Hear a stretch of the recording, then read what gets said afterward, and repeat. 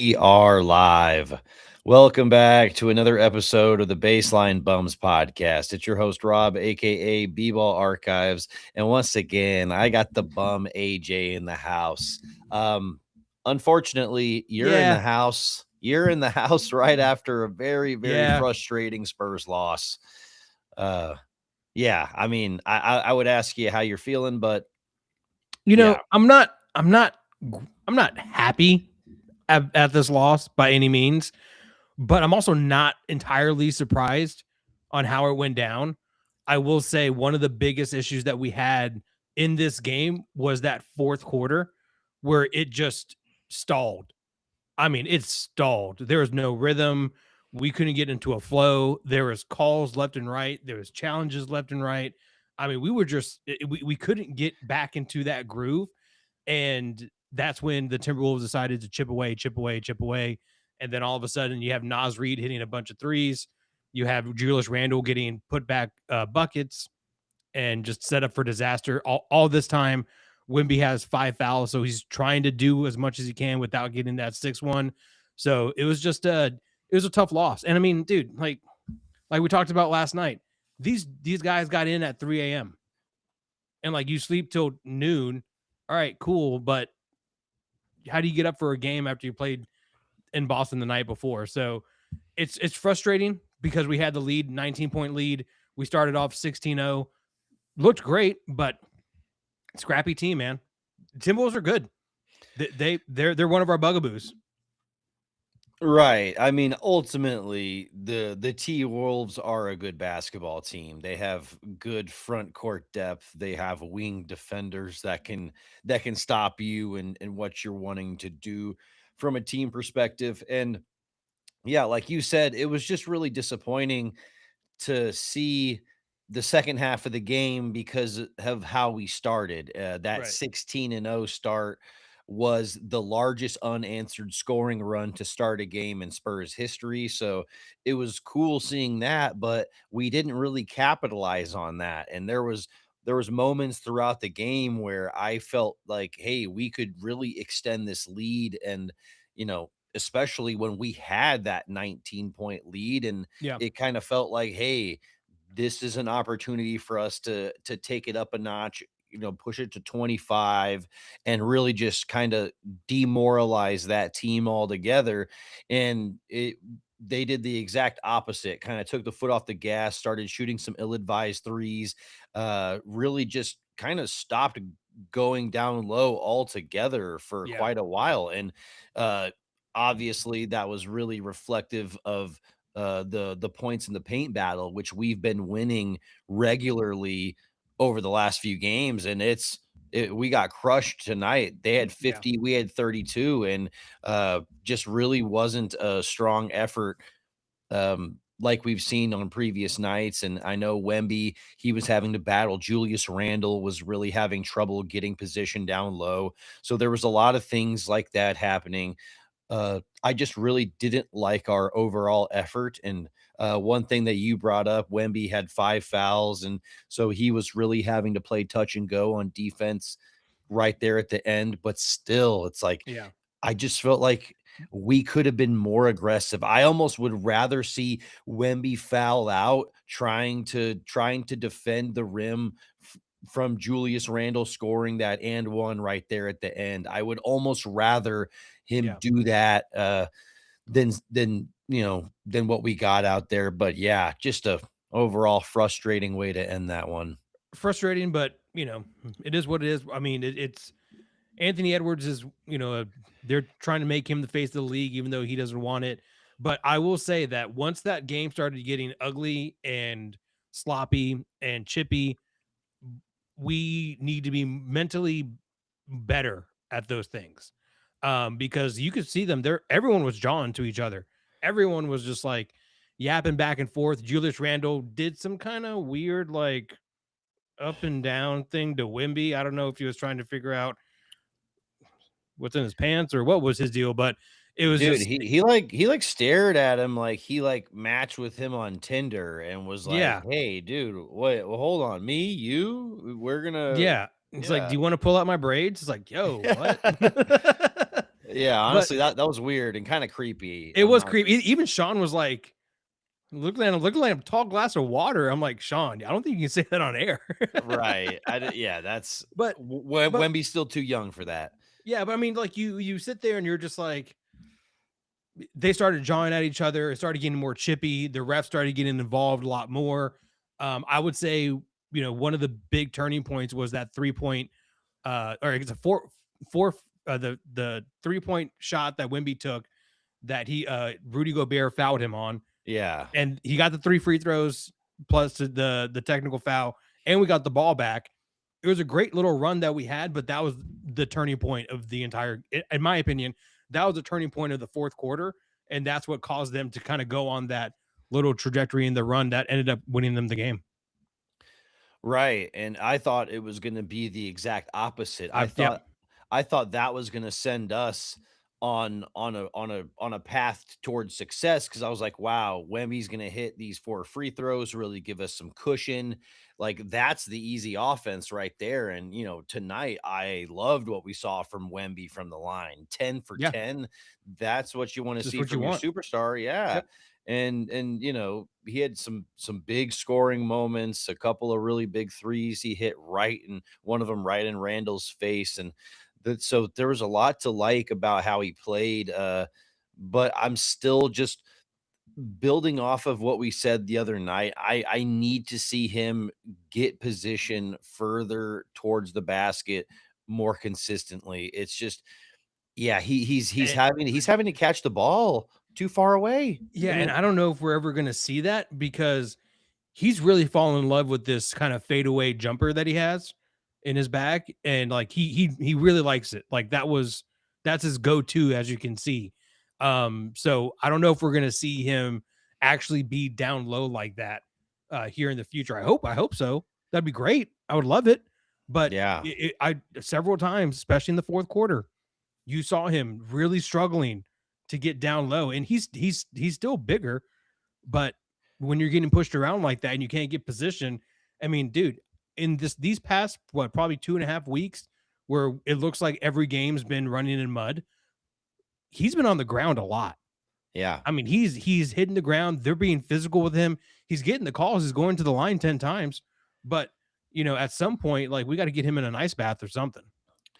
Right. I mean, because he's getting beat up so consistently, and I still feel like even though he did go to the line 10 times, hit 10 free throws, I still feel like there was moments where Randall was all over his back, Oh, for shoving sure, him, and essentially, it was just like he was shoving Wemby right into Gobert, who was, like, hitting him with the dude. forearm They shiver, and extinguished him.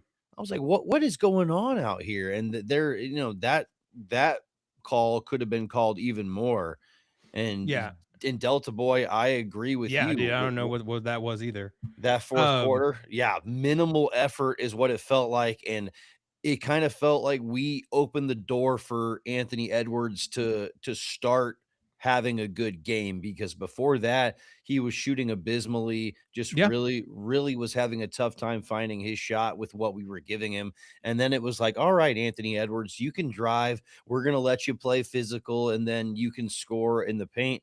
And that's kind of what happened. And I was really frustrated that we just kind of let them go to what their strength is right there at the end. Yeah, man. And Nas Reed, we talked about it last year, how awesome he would be with the Spurs, and that's exactly what we need right now. Someone who could stretch the floor the way that he does. And Harrison Barnes had a great game.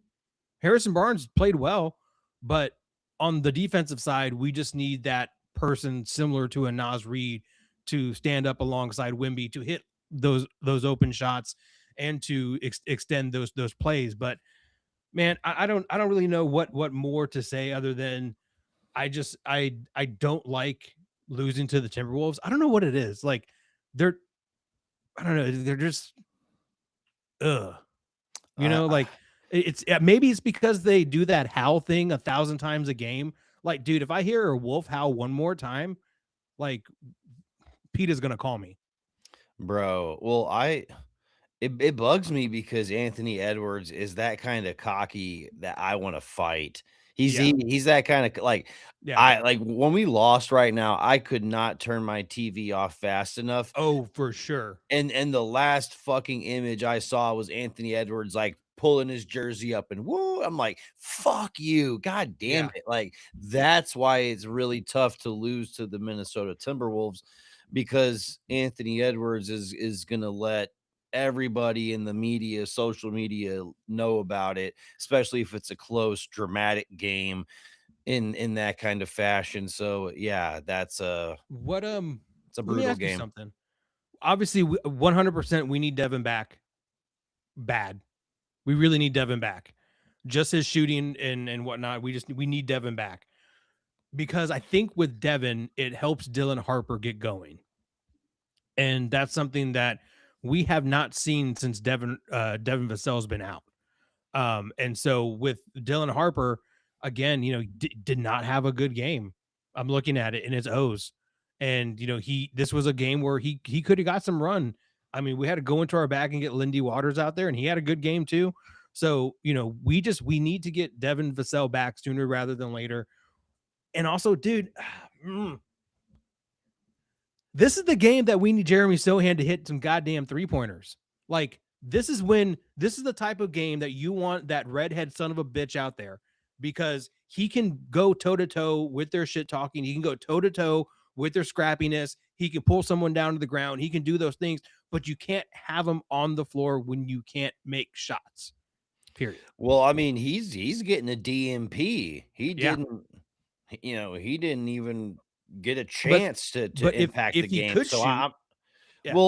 I'm not gonna put it on Jeremy because he No, wasn't no, no, even no, in the no, no. game. I'm gonna talk about the guys that were in the Yeah. game and gave up the 19-point I lead. I I 100% agree, but in this game when it got scrappy, you need someone on your team to kind of be that enforcer.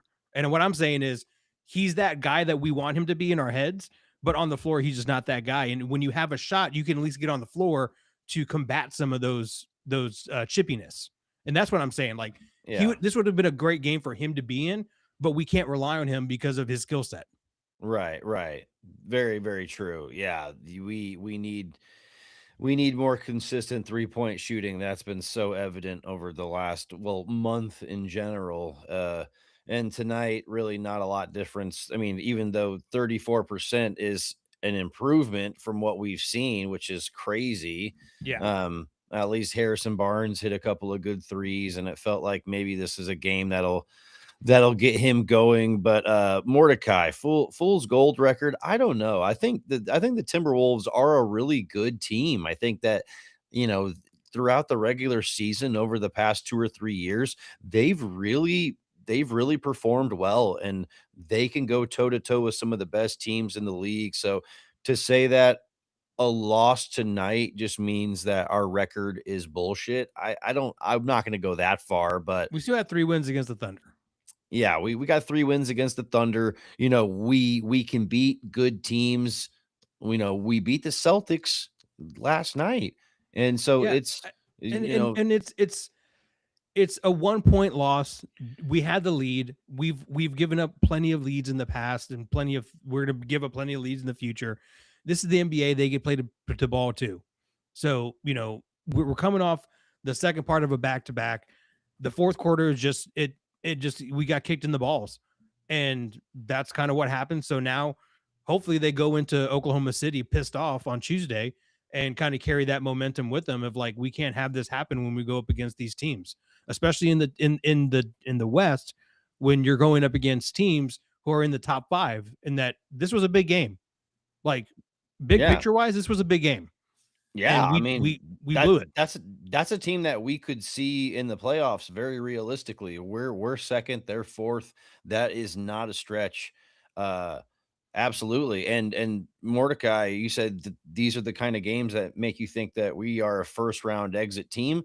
And I understand that when we look at how talented we are, that looks like it would be underachieving. But when we look at the fact that Spurs haven't played playoff basketball in Yeah, several years, it's man, we just need to get back to playing those meaningful games to understand what that is and then just build on that because yeah, every single championship team didn't just go there the first time and win that ring.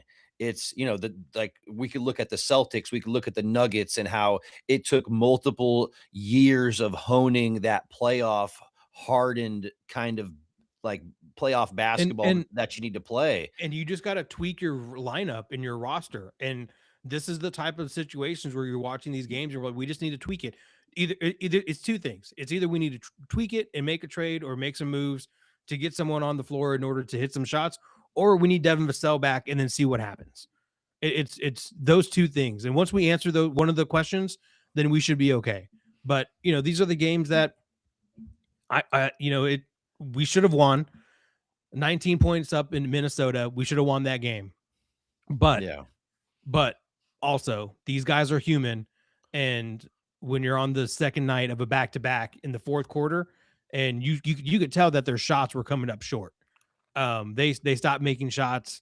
It started to get a little more scrappier, and that's I think it's a microcosm of like everything that went on last night. Because last night was a close game too. You needed a last second push in order to win that game. So you're going back to back nights against the Celtics, who are number 2 in the West, and then the Timberwolves, who are number 4 in the West. That's a tough back to back. The fact that we split is, I don't want moral victories, but at least we got something. Yeah. Yeah, I mean, obviously it's a tough stretch away from home when you look at, last night, tonight, and then Tuesday when we look at OKC. Yeah, it's just potentially a very demoralizing road trip for our guys. So, the fact that we lost it in this nature is what kind of pisses me off. But overall, the fact that we lost one of these games, it's not really that surprising.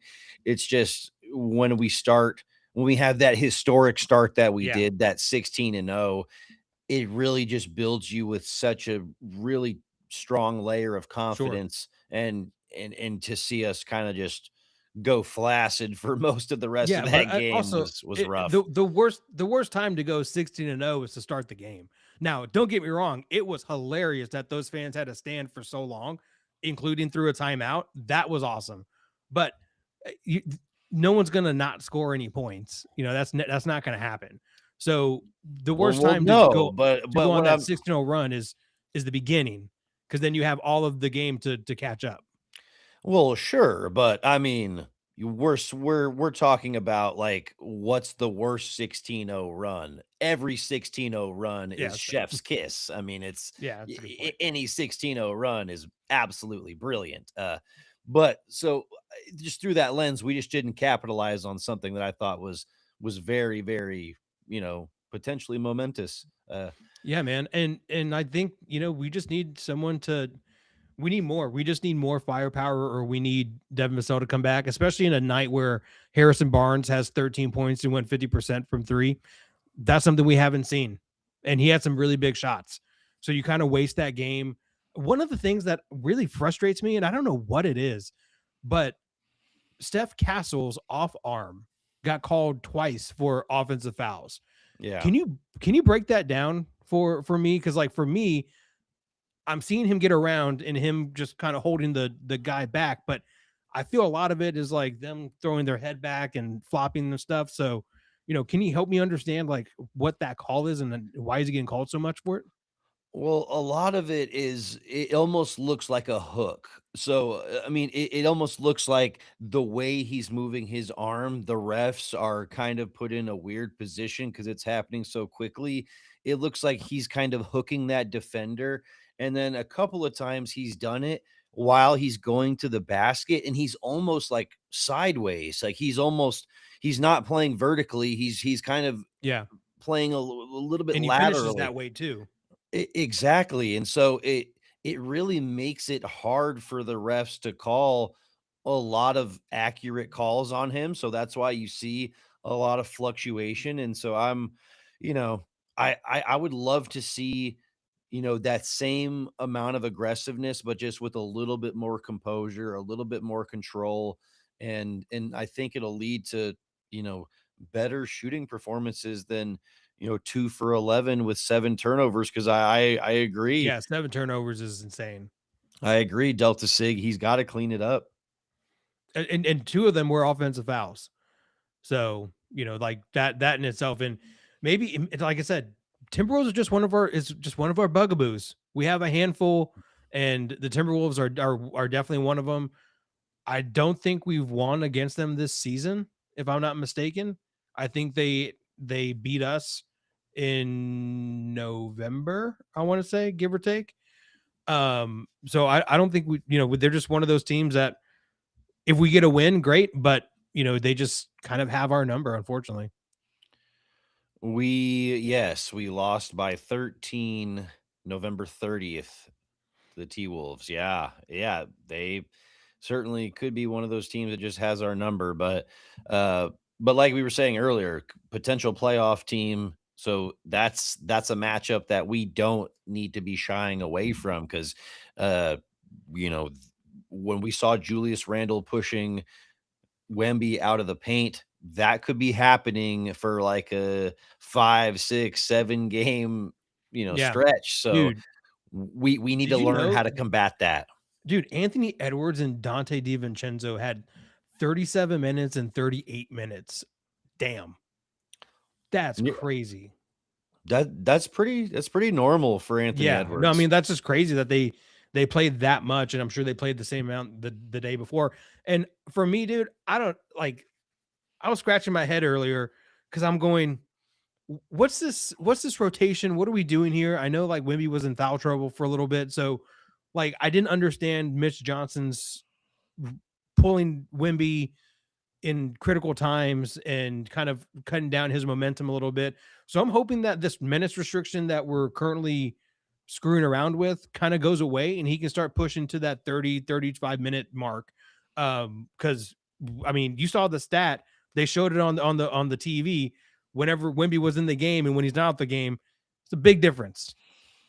Oh yeah, those defensive on-off numbers tonight, especially in the first half, were crazy. It was like, yeah, they were like, "Hey, they're 2 for 18 when Wemby's in the game," and it's like, dude, well then let's keep him in the game longer. But to your point, I don't know if we're ever gonna push him to the point where he's gonna play 35 minutes and really kinda have those nights where, all right, well, we're gonna have him play 37, 38, and kinda go after this win like some superstars do.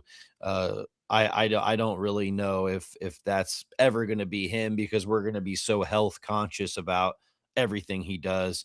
Mordecai says Castle needs to be benched. I For don't th who? For Right, I who? I was For about to who? say, not for for for Dil for our rookie Dylan Harper who's playing like shit. Like, no, we're not going to bench Steph Castle. Sorry, it's not going to happen. Yeah, I mean, I understand that he needs to be playing with more composure, and we wanna see him limit the turnovers, more polished takes going to the basket, and he is doing some good things, like, tonight, I didn't wanna see a bunch of ill-advised threes, and I don't think that He he shot one. yeah, he only shot 1, so and I think it was in rhythm, so I'm okay with him from that perspective. So, you know, we got to take He these young guys as they're developing. Right. And for him, a lot of his shots are in traffic. Like he's getting to the paint and he's trying to put up a shot, get a foul called. That's why he gets to the line 10 times as well. But for him, like if he can figure out a way just to finish a little stronger, or if he can figure out Steph Castle is this kind of in the same player development trajectory as like Tony Parker. Like once Tony Parker figured out he had a mid-range jump shot, it was game over for him. After that, everything became super simple for him. And I think that's the same thing for Steph Castle too. You start hitting your mid-range shot, you start hitting your three-pointers, and all of a sudden that lane becomes wide open. Because right now, everyone's stepping back, letting you shoot the shot, or trying to get you to get a travel, or because he had a couple of travels down low when he had that one where he lost control. It might have hit the rim, it may not hit the rim. Then he caught the ball coming down, travel. So Right. like those things, like if we can just clean those up, or if he can make those dump passes a little bit cleaner, like yeah, dude, sky's the limit. But you got to clean them up. Right. Well, and I think it's he needs to get used to playing with this much contact and him getting this many foul calls, because I know one thing that tends to happen and what I've seen with other players is they tend to just lean in to the refs and try to cater to what they're Yeah. doing a little bit, and not necessarily like he's playing like he's trying to foul bait, but I also think that he's keeping the contact and playing with physicality rather than maybe trying to score the basket with physicality. And I would rather him try to make the finish rather than think about the foul line. And Yeah. if he is thinking about the foul line, let's get that free throw percentage up in the mid 80s, shall we? Yeah. 70 is not bad, but it's not great. We lose by 1 point. You hit your free throws or win by two. So, Yep. you When you know, when you look at it through that lens, absolutely. he was the only one that missed free throws. Yeah. We went 22 of 25, and he was the only one that missed three. That's I mean, that's it's pretty tough because 70 But isn't terrible. It's not yeah, I mean, we terrible. had a chance at the end. We did have a chance at the end. Uh, I thought the shot that we took, Wimby's fadeaway jumper that he loves to go to, I thought that was a decent shot. We had a ball bounce a couple of times, landed in De'Aaron Fox's hands. I'm like, hey, that's a good person to land in their hands. Just missed the shot. So we had an opportunity to win, but unfortunately, we just ran out of time. So, it's a loss. It is what it is. We're still second in the West. We got the Thunder on Tuesday, and I'm looking forward to that game. I really am. I'm really curious to see kind of who's going to step up and how we're going to approach this game after what we did to them in December. Yeah, well, and the Thunder are kind of bouncing back from that rough week and a half, 2 weeks that they had previously. They're on a W3, so I think that they're kind of ready. They're kind of ready to take it to us, especially when they think about the 3 losses that they've suffered at our hands. So I think Tuesday will be very telling of where we are as a Spurs team, because we've been kind of up and down like a roller coaster Yeah, over various parts of this last 3 weeks, whether it's like losing to the Blazers and the Jazz, and then all of a sudden we're like ramping up for the Celtics, and then all of a sudden we just like blow a 19-point lead tonight. It's like, hey, can we find some consistency? right. Can we get this team on the rails right now? And Yeah. And yeah. and I mean, we're still a young team. Like we're still a young team and we're going to have these growing pains. The way I look at the Spurs the same way I look at like Texas Tech football right now. It's like we're heading in that direction. We just got to take our lumps along the way, and these are one of those things where we just have to take our lumps, chalk it up to as a learning experience, and then get better from it. Right. Yeah. And De'Aaron Fox said it in the pregame interview. It's the chunk of the season where you're going to see some guys go into a slump because you're not going to stay hot for 82 games. Like Right. it's just what's going to happen. Like you're going to be cold for a couple of weeks here and there. And it just so happens that a couple of our key contributing role players are all kind of getting cold at the same time. So is it frustrating? Yes, but it's definitely a storm that we can weather It's through. basketball. Right, right. It's the ebb and flow of the game. And like you said, we're still second in the West right now. Like we're still comfortably playing playoff basketball as we speak. Yeah, if we And start to rattle off like 4 or 5 losses and we're dipping in the standings, yeah, dude, red flags, alarms, all that stuff. But I mean, right now, like I feel we're playing with house money at this point. We're in January and we've been playing well. We're 22 and or we're what are we? We're 20 damn it, 27 and 12. 27 and 12. That's what it is. Sorry, I was looking at wrong notes. But we're 27 and 12 like dude, that's great. Like that's way better than what probably anyone thought that we were going to be. Absolutely. Yeah, we're looking solid. There's really nothing to worry about from a personnel perspective. It's just, man, we got to get our shooters shooting the ball well. We need Devin Vassell back. We've said it multiple Yeah. times. Like he is going to be one of the guys that's going to help our floor stretching quite a bit. And yeah, feels like we're missing that 3-point shooting and his ability to just go get a tough shot, because That's the that big thing. there's a lot of times where our guys are defended, and if we don't get that whistle, man, we are struggling to Well, create some dude, offense. look at what happened in the fourth quarter when Wimby got trapped and they tried to do a handoff to Steph Castle and Randall was in his grill and he kind of lost his balance and fell out of bounds and it was a Yep. turnover. Like that in those types of situations, as much as we were mad at Devin last year for taking ill-advised shots and everything was a fadeaway, he's cleaned that up this year. And like, does he have his moments? Of course, but I'd much rather him shoot than someone else that I'm not confident in. So, you know Well, what, we'll be fine. It's fine. But Absolutely, and you brought up and I love that point. Is like Devin knows how to do that because we've seen him do it for years now.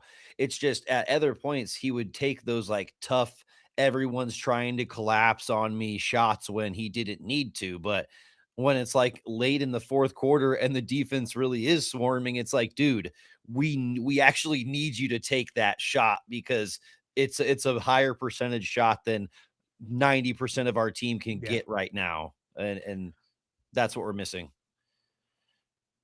But it power. was one of the things that was stuck out to me was, like, I thought we were gonna finish that game with 0 blocks. We had no blocks until Cornette had a block with, like, 3 minutes left, and I was like, "Holy shit. Yeah, This is big about to be block the." too. Right. Of course, of course.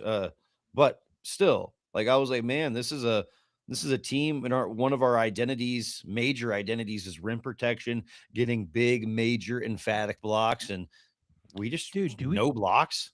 do we just put Wimby on the bench and make him our sixth man? Like, is that what we need? Just have Cornette start and have Wimby come off the bench with KJ? Like, is that what we need? I don't know. But I'm not the coach. I don't get paid the big bucks to do it. That's what Mitch does. So I'm gonna let him kind of do his job and figure it out. But I do have a blind ranking for you. Give me that Ray Charles ranking, my friend. It's not Ray Charles, it's Prince. Okay. Well, I was just saying for the blind. I know, blind, I get it. But all right, dude, we're gonna do this.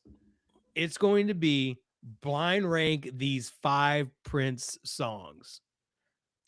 Okay. Being baptized in Lake Minnetonka. All right, Hmm. here we go. Okay. Let's start off with Little Red Corvette. Little Oh. Red Corvette.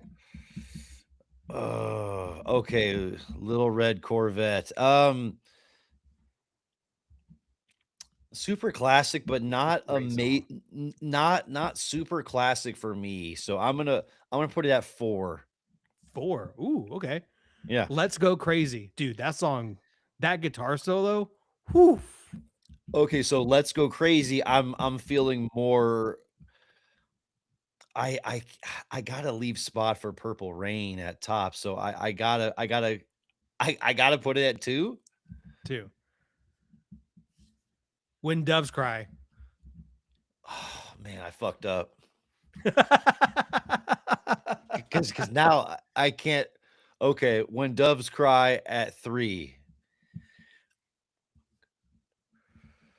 Oh man, I could probably do a blind rank these 10, honestly. Like I'm looking at these lists, I'm like, God damn, these are great songs. I Um, know. let's do Purple Rain. Let's get that one out. I got a 1, Yeah. 1. That's yeah, goat Dude, song. when he played Purple Rain in the Super Bowl and it started raining and the lights were purple and it looked like it was raining purple rain, that I don't know who Prince was tapped into, the Holy Spirit or some other entity, but man, what a moment in Super Bowl history. So you have Purple Rain at 1, you have Let's Go Crazy at 2, When Doves Cry at 3, Little Red Corvette at 4, which means Raspberry Beret is your number 5. Okay. That's a good Um, one. That's a I'm good list. That was a good list. yeah, honestly, I don't hate that. I thought 1999 was gonna sneak in there somehow, but, honestly, I feel strong about that. I mean, is I could have, and then Kiss was also a really good song too. So I don't know, man. Just Prince was great. I might go down a rabbit hole with Prince because of the Chat GPT art that I put up today. I was like, you know what? I might bang some Prince later. he has a high level of artistry. I was always a Prince fan. Uh, I'm a Prince fan because he's my height. Anyone right. 5'4", I'm like, yo, let's do this. Come on, brother, let's go. Like Kevin Hart, best comedian of all time. That's hilarious. Hey, I am also gonna hit you with a quick Spurs trivia question, my friend. Yeah, let's do it. All right. Since we played the Minnesota Timberwolves tonight, I'm going to ask you which Spurs player has the record for points in a game against Minnesota? And bonus if you can tell me the amount. Against Minnesota. Oof. Okay, hang on. Let me think. Most points against Minnesota.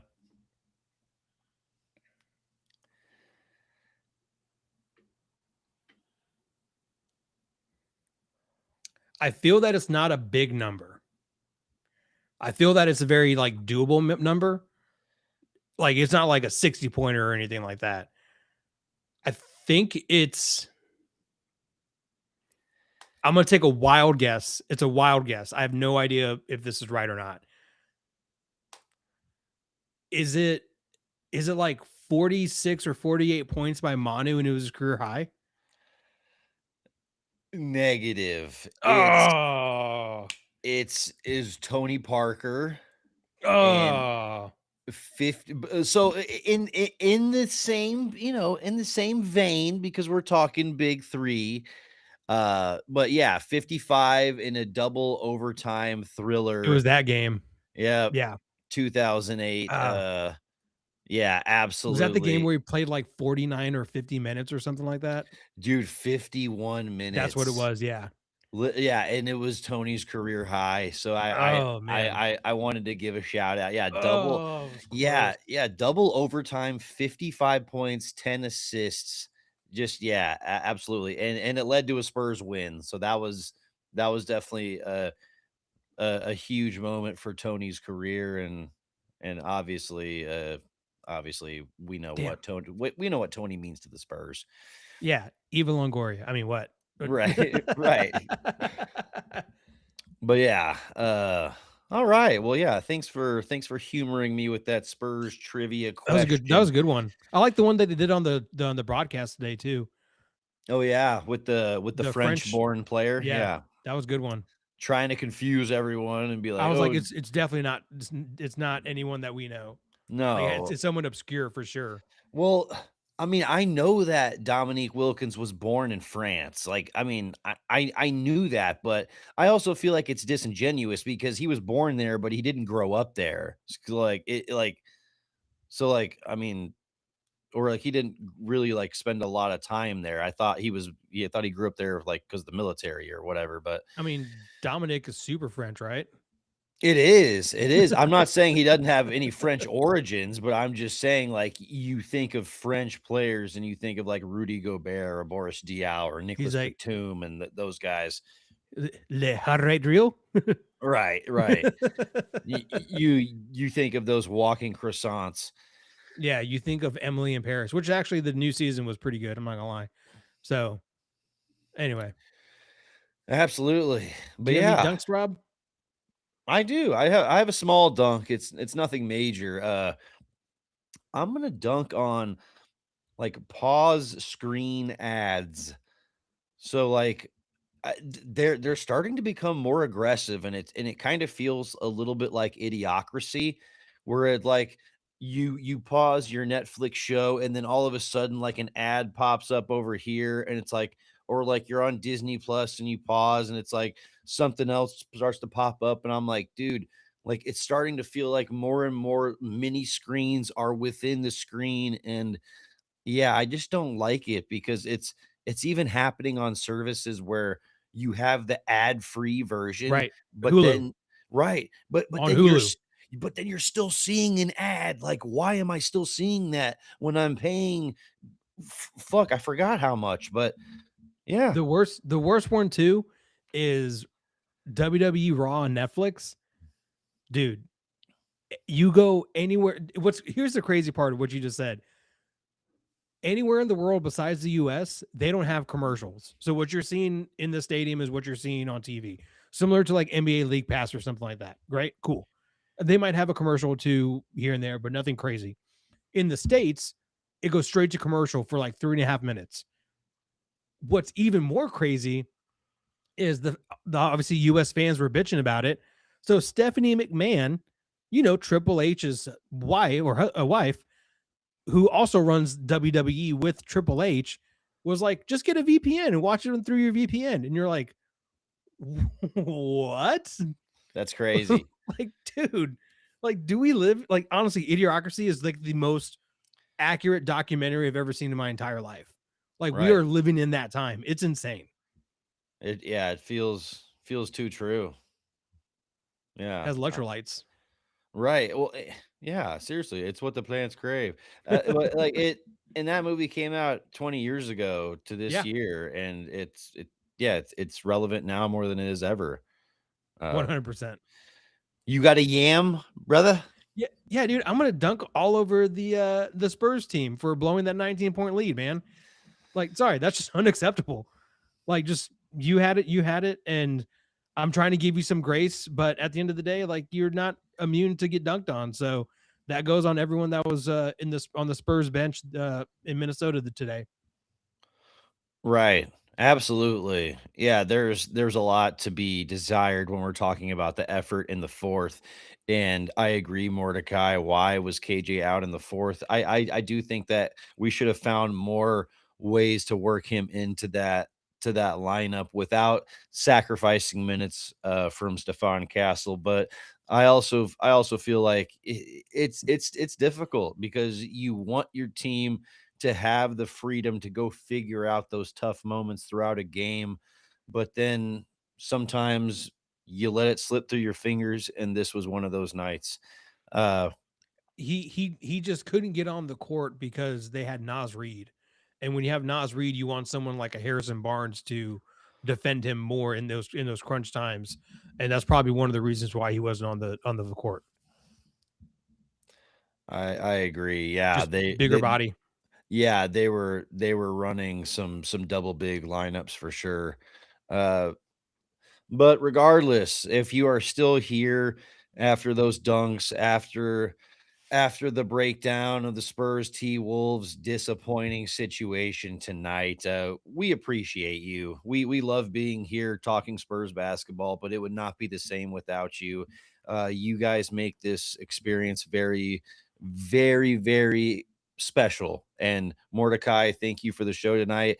Well, we really appreciate you and everyone else for being in here, and we want to thank you guys because, like I said, this would not be the same experience without you guys, whether you're watching this live on YouTube, whether it's Instagram, TikTok, Apple Podcast, wherever you're experiencing this. It can even be on Twitter. It can even be wherever else. We're literally everywhere. Just search the Baseline Bums and We're you can in your find head. us. Yes, absolutely. ASMR style stuff coming at you soon, along with our merch. It's But, like but and Tim Duncan takes a shot from the wing and hits the three. right. But regardless, we appreciate you guys for being in here, and even on a night where the Spurs lose and it's tough to talk about this stuff, we really appreciate you guys for being here and making this community special and Yep. making it the wonderful Spurs community that it is. But yeah, Familia. yeah, familia indeed. But we're gonna hop off here and end this episode the same way we end all episodes, and that's with a go Go Spurs. Spurs, a Go. go.